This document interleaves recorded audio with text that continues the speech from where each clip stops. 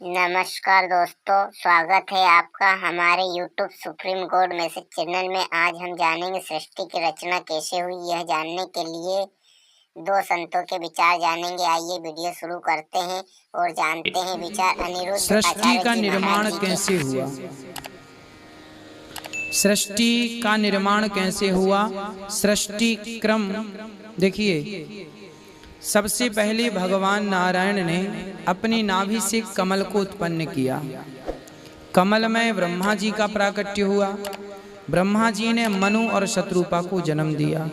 मनु शत्रुपा की 3 बेटियां और 2 बेटे हुए, आकुति, देवहूति, प्रसूति, प्रियव्रत, उत्तानपाद। ये 5 संतानें मनु जी की हुई। इन्हीं 5 संतानों से सृष्टि क्रम बढ़ा और बना। इसी से बढ़ता गया, बनता गया। फिर उनकी संतान से उनकी संतान, मनु की संतान होने से हम सभी मनुष्य कहलाए। हमें मनुष्य क्यों कहते हैं? क्योंकि हम मनु की संतान है। तो मनुष्य, जो मनु के द्वारा संतति आगे, हम सबके पूर्वज केवल मनु हैं। हम सभी के पूर्वज केवल मनु किनके पुत्र ब्रह्मा, ब्रह्मा किनके पुत्र नारायण के। तो हम सभी के पूर्वज केवल नारायण हैं। हम सभी के जो पूर्वज हैं वो भगवान नारायण हैं, उनसे हम सब बने हैं। तो सृष्टि का निर्माण ऐसे हुआ, महातत्व हुआ, फिर अहंकार। देखिए, सबसे पहले पंच तत्व पृथ्वी, जल, वायु, अग्नि, आकाश बने। फिर सबसे पहले मनुष्यों से पहले ये प्रकृति बनी, पेड़ पौधे बने, है ना। फिर मनुष्यों की 10वीं सृष्टि मनुष्यों की है। आइए अब जानते हैं जगतगुरु तत्वदर्शी से संत रामपाल जी महाराज। वासुदेव का अर्थ होता है सर्वशक्तिमान, सर्वव्यापक, सबका मालिक। वो वासुदेव होता है, यानी सब जगह जिसकी सत्ता हो। अब जैसे ब्रह्मा विष्णु महेश एक ब्रह्मांड में एक एक विभाग के मंत्री हैं। रजगुण विभाग के ब्रह्मा जी, सतगुण विभाग के विष्णु, तमगुण विभाग के शिव जी।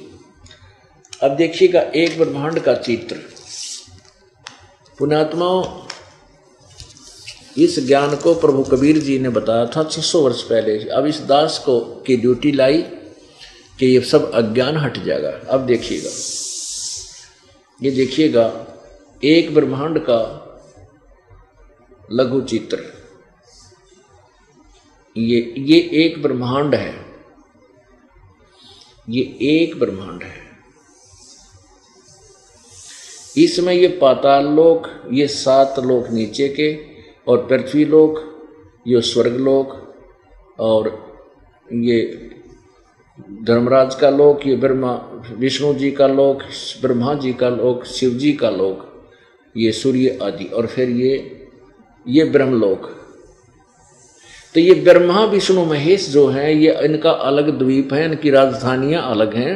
और यहाँ बैठकर ये केवल इन 3 लोकों में, स्वर्गलोक, पृथ्वीलोक और इस पाताल लोक के प्राणियों पर ही इनका एक एक विभाग का अधिपत्य है। रजगुण विभाग के ब्रह्मा जी मंत्री हैं, सतगुण विभाग के विष्णु जी, तमगुण विभाग के शिव जी, केवल इन 3 लोकों में। अब ये ब्रह्मलोक में भी इनकी सत्ता नहीं है। यहाँ पर ये काल ही 3 रूप धारण करके इनको कंट्रोल और भ्रमित रखता है।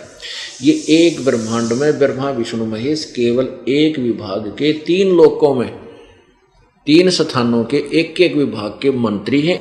इस एक ब्रह्मांड में इनके पिता ज्योति निरंजन ब्रह्म, ये यहाँ के मुख्यमंत्री जानो। यो एक ब्रह्मांड देखा आपने। अब देखो, यो तो एक ब्रह्मांड देखा आपने। अब ये जो ब्रह्मांड आपने देखा, अब ये इस स्थिति में आ गया। इस ज्योति निरंजन काल अर्थात ब्रह्म के लोक 21 ब्रह्मांड का लघु चित्र। ये काल का लोक है। इसमें जो आपने एक यो ब्रह्मांड देखा, ये पूरा, अब इसको समझो ये एक गेंद समझो ये। अब इसका सूक्ष्म रूप ये बन गया। अब देखिएगा, ऐसे ऐसे 5 ब्रह्मांडों को एक ग्रुप बनाकर इसने एक महाब्रह्मांड बना दिया। ऐसे इसने 4 महाब्रह्मांडों में 20 ब्रह्मांडों को रोका है, और ये एक ब्रह्मांड और इसने अलग से रखा है, ये 21वां ब्रह्मांड है। ये टोटल 21 ब्रह्मांड है। तो अब ये जो ब्रह्मांड है, अब एक ब्रह्मांड में ब्रह्मा विष्णु महेश केवल इस 3 लोकों में एक एक विभागीय मंत्री हैं, और ये काल प्रत्येक ब्रह्मांड में मुख्यमंत्री का रोल करता है। ये 21 ब्रह्मांड है, ये ब्रह्म के, ये क्षर पुरुष के, जो गीता जी अध्याय नंबर 15 के श्लोक 16 में जिनका वर्णन है क्षर पुरुष और अक्षर पुरुष।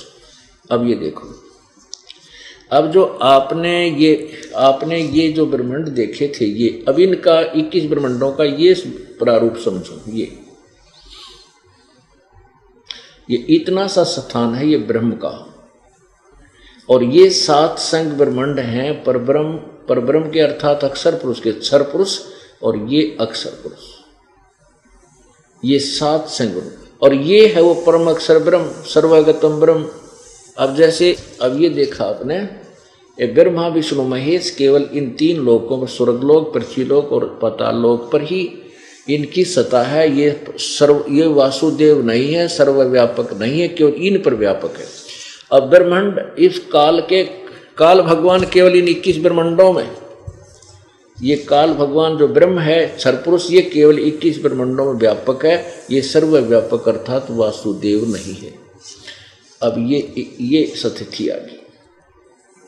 अब ये है क्षर पुरुष, गीता जी अध्याय नंबर 15 के श्लोक 16 में क्षर पुरुष अक्षर पुरुष, ये क्षर पुरुष ब्रह्म है, ये केवल 21 ब्रह्मांड में व्यापक है, सर्वव्यापक अर्थात वासुदेव नहीं है। अब ये 7 संख ब्रह्मांड इस अक्षर पुरुष के, परब्रह्म के, ये भी केवल 7 संख ब्रह्मांडों का ही मालिक है, ये सब का मालिक नहीं है, ये सर्व वासुदेव नहीं है।